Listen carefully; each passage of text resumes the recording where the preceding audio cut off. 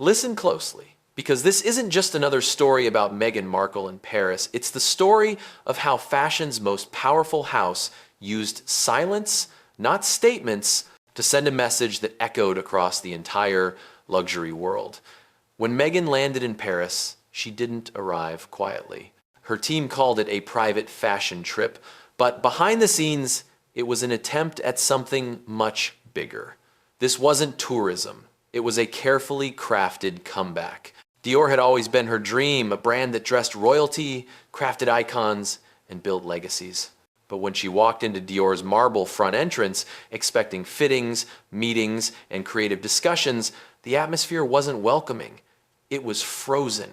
No hostility, no drama, just silence. Dior's communications lead approached politely, confirmed there was no appointment, wished her a pleasant day, and stepped back. No cameras, no public embarrassment, just a doorway that did not open. But for Meghan, that quiet refusal hurt more than any scandalous headline.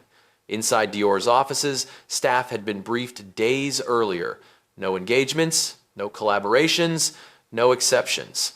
Her name had been flagged weeks before she arrived.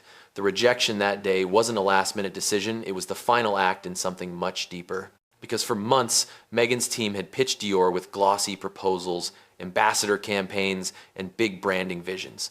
They wanted her to be the modern Diana, an echo of legacy blended with rebellion. But inside the house, executives didn't see a legacy, they saw strategy. One insider said it best: "We dress legends, we don't manufacture them." That one line changed everything. Her proposals vanished from Dior's contact lists. Emails stopped being answered. Meetings were quietly canceled before they were even confirmed. And that morning in Paris wasn't a misunderstanding, it was closure. Still, what Dior did next was even quieter and far more powerful. They didn't announce anything, they didn't deny anything, they simply sent a single line to European editors. Dior has no current and no planned partnership with the Duchess of Sussex. No follow-up, no elaboration. In the world of couture, that kind of statement isn't a clarification, it's a verdict. And this verdict traveled faster than any headline. Within days, the whispers inside Dior had spread to the wider LVMH empire, which includes Louis Vuitton, Givenchy, Fendi, and Celine. Brands started reviewing their own plans, reconsidering partnerships, and deciding it wasn't worth the risk. Meghan wasn't officially banned, she was unofficially avoided. Her name quietly landed on an internal restricted list, a term used for people too controversial, too unpredictable, or too focused on narrative rather than authenticity. This list isn't official, it doesn't appear in documents. But every brand knows it exists. Givenchy, the very house that once dressed her for major royal events, stepped back first. Then Chanel declined future collaborations. Stylists who once pulled samples for her suddenly began receiving soft warnings. Avoid association, maintain distance. It wasn't personal, it was protection. The fashion world had decided Meghan was no longer an asset. She was a liability, wrapped in couture.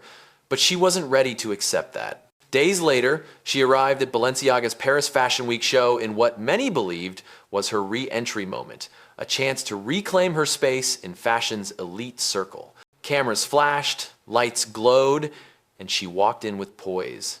But those who were there said the energy shifted the moment she entered, not excited, not shocked, just .co-eld. The applause was polite but hollow.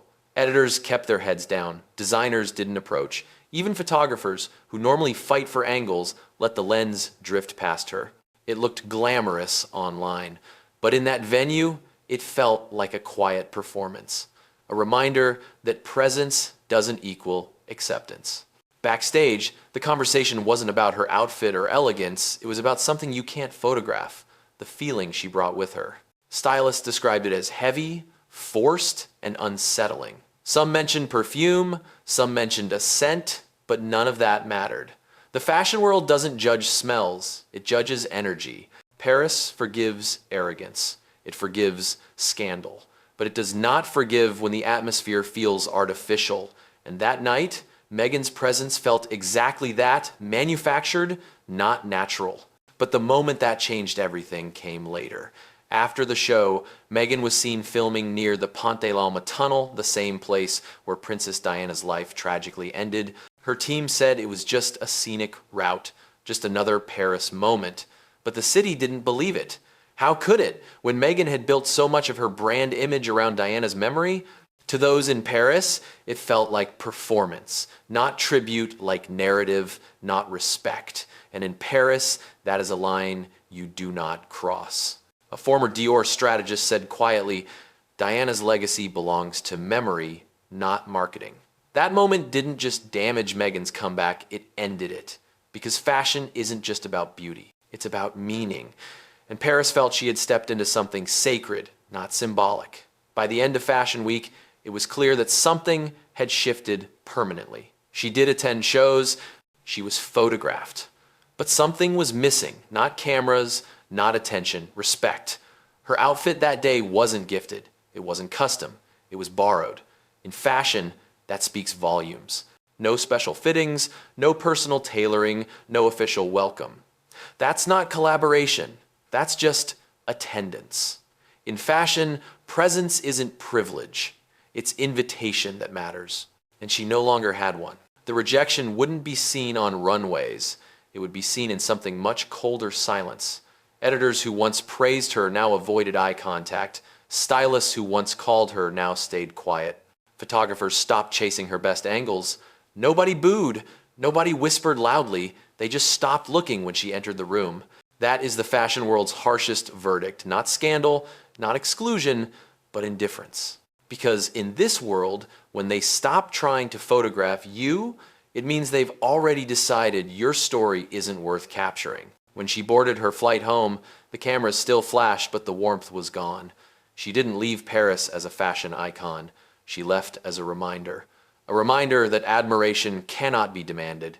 Authenticity cannot be manufactured, and legacy cannot be borrowed, especially not from someone like Princess Diana. Paris didn't reject Meghan publicly, it simply stopped playing along. And in fashion, that silence isn't peace, it's punishment. In trying to borrow Diana's reflection, Meghan lost her own. Because in the world of high couture, you don't just wear the legacy, you have to live it. And Paris decided she had earned only one thing: distance. In the weeks that followed, people wondered if the Paris incident was just a momentary stumble or something deeper. But the truth slowly became clear. Paris hadn't simply turned her away, it had measured her.